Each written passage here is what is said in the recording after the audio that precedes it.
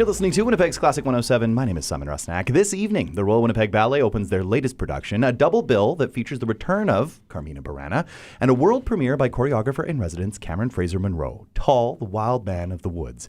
To chat more about this exciting program, I'm joined by music director and principal conductor of the RWB, Julian Pellicano, and composer Cris Derksen. Welcome back to Classic 107, both.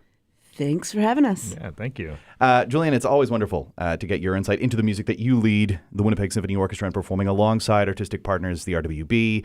Cris, it's been wonderful following your career over the years. We first spoke a while back ahead of your collaboration with Dead of Winter, then Camerata Nova, Fallen. That was back in 2018. Yeah, pre-Pendy. Yeah, pre-Pendy. That's a good way to put it. Yeah, I like that. You're a Juno nominee. You've collaborated with ensembles across the country. You also, just a couple months back, made your Carnegie Hall debut. And I got to ask, how was it? Oh, my goodness. Yeah, it was just last month. I was so privileged to be asked to compose a piece for Orchestra Metropolitan. I don't know if you know Yannick, but he's kind of a big deal as far as conductors go in Canada and the world. And he asked me to write a 12-minute piece for the opening of their season. And then before I even wrote one note, he was like, hey, do you want to go on tour to Carnegie Hall? And it was just a little bit of pressure. But it went so well. I was so stoked. And if any of you know my music, I like to use electronics. So I was able to get the 70-piece orchestra to loop with me. Wow. In Carnegie Hall. In Carnegie Hall. Like that. That's got to just be a surreal experience. Yeah, it completely was surreal. And now you're here in Winnipeg, a new project with the RWB.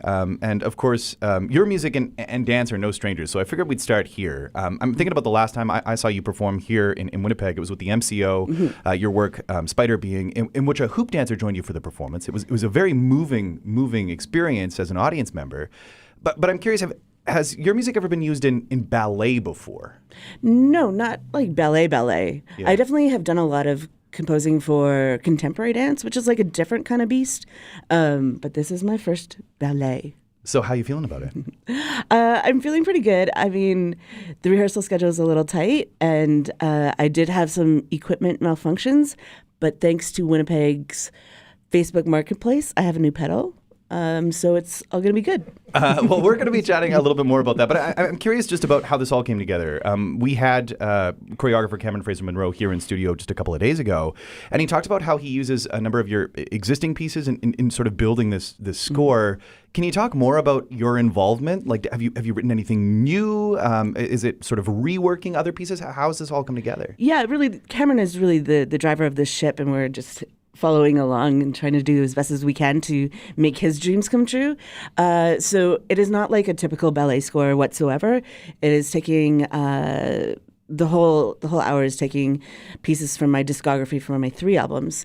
So it's going to be quite eclectic. It starts with orchestral powwow. So we've got like the full symphony playing with the powwow music. It's a super beautiful piece. And then we get into super soundscapey, Cris Derksen, electronic loopy cello things right away, right off the top. So I think for audience members, it's definitely going to be something super fresh and that they've never seen or heard before in a ballet.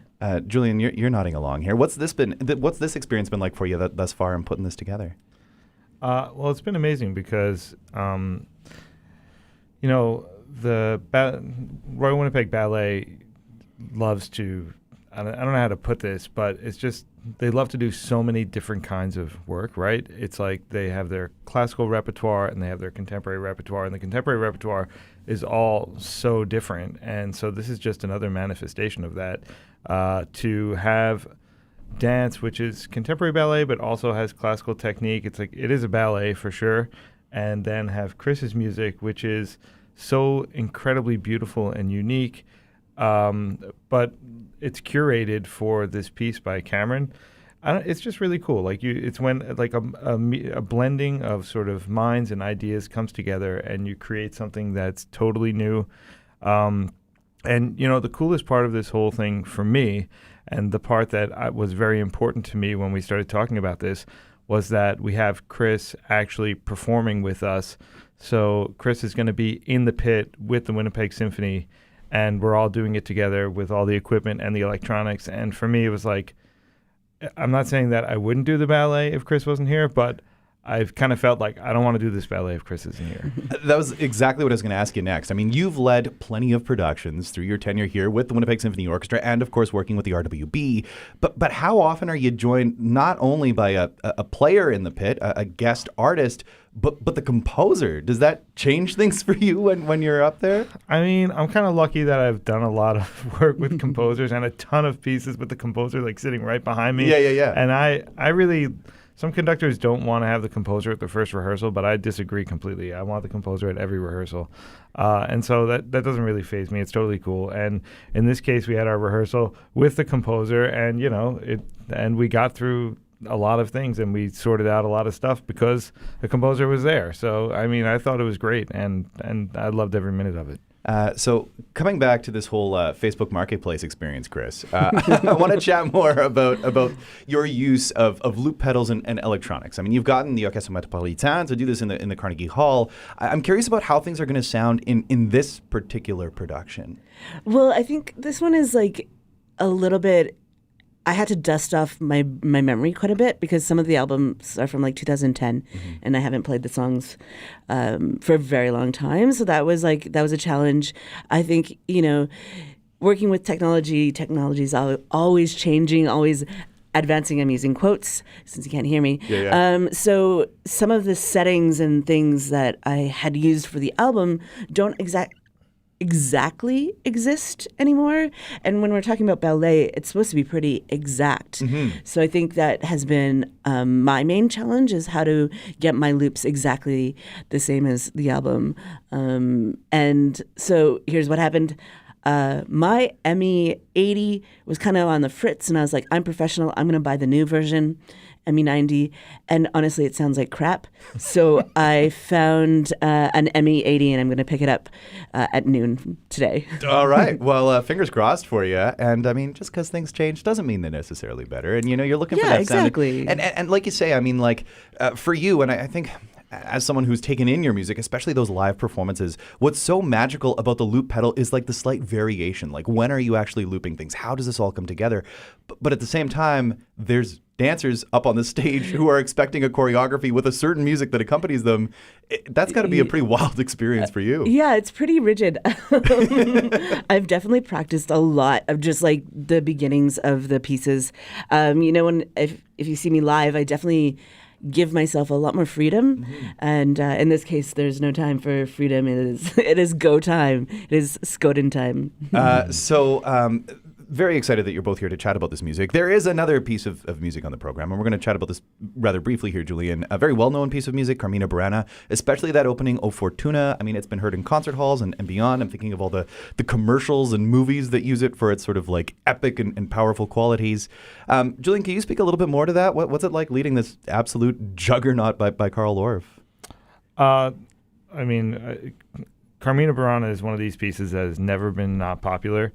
And there's a reason for that. I mean, the music, aside from the opening that everybody knows, once you're kind of seduced by the opening and then there's another 50-something minutes of music, you kind of, I always feel like you acclimatize yourself to the incredible variety of melody that Carl Orff has come up with. And the orchestration is impeccable. And it's a very powerful piece, and it's just kind of perfectly balanced. It takes you through, and it's never not interesting in its text, in its orchestration, in its melodies. He just kind of picks all the right notes. So we're really happy.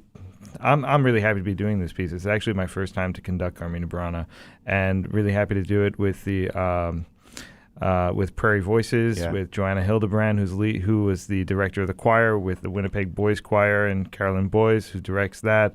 Matt Pauls, our baritone, Andrea Lett, our soprano, and Nolan Kaler, our tenor, and the Winnipeg Symphony, who's played this piece many, many times, so it's a deep part of our repertoire. That it certainly is. And this is a deep part of the RWB's repertoire. It premiered back in 2002, I think it was. It was last done, I think, in 2018 or thereabouts. Yeah. And your first opportunity to get up there and lead this absolutely epic is the word that keeps coming to mind. But, I mean, it is just one of those works, isn't it? It is. And, the choreography, as I've come to learn the choreography, at first I thought it's like, okay, this is a very abstract piece by Mauricio Wainwright, who's the choreographer, because the sets are minimal, the costumes are kind of minimal as well, and there aren't any like real specific characters. It's very different. Cameron's piece, Tall, is like real storytelling. Mm-hmm. This tells the story in an abstract way, but the essence of the movement really does get into the text in really interesting subconscious ways. Well, so excited for that to play out on the Centennial Concert Hall stage. It all opens tonight. Cris, I just want to come back to you for one last question. Admittedly, it's a big one. It's one that we've talked about before. Your music and artistry has incorporated both Indigenous ancestry and classical forms, and the latter is very much this Western European settler-dominated tradition. Something similar could be said of the ballet tradition as well. And I'm curious, what does it mean to you as someone from Treaty 8 in Northern Alberta to be collaborating with Cameron Fraser-Monroe, a member of the Tla'amin First Nation on the West Coast, here in Treaty 1 lands, in a work that not only uses music, dance, but also language to tell this ancient story of Tall, the wild man of the woods?